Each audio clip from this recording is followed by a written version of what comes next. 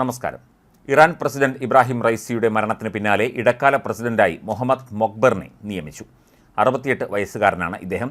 നിലവിൽ രാജ്യത്തിൻ്റെ വൈസ് പ്രസിഡന്റാണ്. 50 ദിവസത്തിനകം പുതിയ പ്രസിഡന്റിനെ കണ്ടെത്താനുള്ള തെരഞ്ഞെടുപ്പ് നടത്താൻ 3-അംഗ കൗൺസിലിനെ നയിക്കുന്നത് മൊക്ബറാണ്. 55-ൽ ജനിച്ച മൊക്ബർ പരമോന്നത നേതാവ് ആയത്തുള്ള ഖൊമേനിയുമായി അടുപ്പമുള്ളയാളാണ്. റൈസി പ്രസിഡന്റായി തെരഞ്ഞെടുക്കപ്പെട്ടതിന് പിന്നാലെ 2021-ലാണ് ആദ്യമായി ഇദ്ദേഹം വൈസ് പ്രസിഡന്റ് ആകുന്നത്. 2010-ൽ ആണവ ബാലിസ്റ്റിക് പദ്ധതികളിൽ ഇടപെട്ടു എന്ന ആരോപണത്തിൽ യൂറോപ്യൻ യൂണിയൻ മൊക്ബറിന് ഉപരോധം ഏർപ്പെടുത്തിയിരുന്നു. ഖുസസ്ഥാൻ ടെലികമ്മ്യൂണിക്കേഷൻസ് കമ്പനിയുടെ executive vice president, managing director, Dezful telecommunication കമ്പനിയുടെ മാനേജിംഗ് ഡയറക്ടർ, ഡീപ് റിവ്ഡ് ഫൗണ്ടേഷനു വേണ്ടിയുള്ള വാണിജ്യ ഗതാഗത ഡെപ്യൂട്ടി മന്ത്രി, ഖുസസ്ഥാൻ ഡെപ്യൂട്ടി ഗവർണർ എന്നീ സ്ഥാനങ്ങളും മൊക്ബറിനുണ്ട്. ഇറാൻ ഭരണഘടനയുടെ ആർട്ടിക്കിൾ 131 അനുസരിച്ച് പ്രസിഡന്റ് മരിച്ചാൽ പരമോന്നത നേതാവിൻ്റെ അനുമതിയോടെ വൈസ് പ്രസിഡന്റിന് ഇടക്കാല പ്രസിഡന്റ് ആകാം. 2025-ലാണ് ഇറാനിൽ പ്രസിഡന്റ് തെരഞ്ഞെടുപ്പ് നടക്കേണ്ടിയിരുന്നത്. ഇറാൻ പ്രസിഡന്റ് ഇബ്രാഹിം റൈസിയുടെ മരണത്തിൽ പ്രധാനമന്ത്രി നരേന്ദ്രമോദി അടക്കമുള്ള ലോക നേതാക്കൾ അനുശോചനമറിയിച്ചു.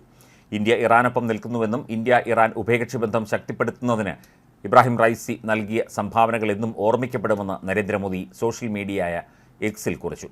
റൈസിയുടെ കുടുംബത്തിനും ഇറാനിലെ ജനങ്ങൾക്കും ഹൃദയംഗമമായ അനുശോചനം അറിയിക്കുന്നതായും ഇന്ത്യൻ പ്രധാനമന്ത്രി വ്യക്തമാക്കി. Iran president Ebrahim Raisi helicopter അപകടത്തിലാണ് കൊല്ലപ്പെട്ടത്. ഇറാൻ വിദേശകാര്യമന്ത്രി ഹുസൈൻ അമീർ അബ്ദുല്ലഹിയാൻ, കിഴക്കൻ അസർബൈജാൻ പ്രവിശ്യ ഗവർണർ മാലിക് റഹ്മത്തി, കിഴക്കൻ അസർബൈജാനിലേക്കുള്ള ഇറാനിയൻ പരമോന്നത നേതാവിൻ്റെ പ്രതിനിധി ആയത്തുള്ള മുഹമ്മദ് അലി അലു ഖാഷി അടക്കമുള്ളവരാണ് ഹെലികോപ്റ്ററിൽ ഉണ്ടായിരുന്നത്. ഹെലികോപ്റ്ററിൽ ഉണ്ടായിരുന്ന എല്ലാവരും കൊല്ലപ്പെട്ടതായിട്ടാണ് വിവരം. ചില മൃതദേഹങ്ങൾ തിരിച്ചറിയാനാകാത്ത വിധം കത്തിക്കരിഞ്ഞതായും ആരാണെന്ന് തിരിച്ചറിയാൻ ഇതുവരെ സാധിച്ചിട്ടില്ല എന്നും ഇറാൻ അധികൃതർ പറഞ്ഞതായി അൽ ജസീറ റിപ്പോർട്ട് ചെയ്തു. തകർന്നു കിടക്കുന്ന ഹെലികോപ്റ്ററിൻ്റെ ചിത്രങ്ങൾ ഇറാനിയൻ അന്താരാഷ്ട്ര മാധ്യമങ്ങൾ പുറത്തുവിട്ടിട്ടുണ്ട്. ഹെലികോപ്റ്റർ പൂർണ്ണമായും കത്തി നശിച്ച നിലയിലാണ്. അതിനിടെ ഇറാനിൽ ഭരണപ്രതിസന്ധി ഉണ്ടാകാതിരിക്കാനുള്ള ശ്രമങ്ങൾ ഊർജിതമായി നടന്നു. പ്രസിഡന്റിൻ്റെ ചുമതല ഇനി വൈസ് പ്രസിഡന്റ് വഹിക്കും എന്നുള്ള ചർച്ചകളാണ് നടന്നത്. ഇറാനിയൻ ഭരണഘടന അനുസരിച്ച് ആദ്യ വൈസ് പ്രസിഡന്റ് മുഹമ്മദ് മുഖർ ഇടക്കാല പ്രസിഡന്റ് ആയി ചുമതലയേൽക്കും. 50 ദിവസത്തേക്കാണ് അദ്ദേഹം ചുമതലയേൽക്കുക. ഈ കാലയളവിൽ പ്രസിഡന്റ് തെരഞ്ഞെടുപ്പ് നടക്കണം. ആദ്യ vice president, parliament speaker, judiciary മേധാവി എന്നിവരടങ്ങുന്ന ഉന്നതാധികാര കൗൺസിൽ തെരഞ്ഞെടുപ്പ് നടക്കുന്നുണ്ടെന്ന് ഉറപ്പാക്കുകയും വേണം.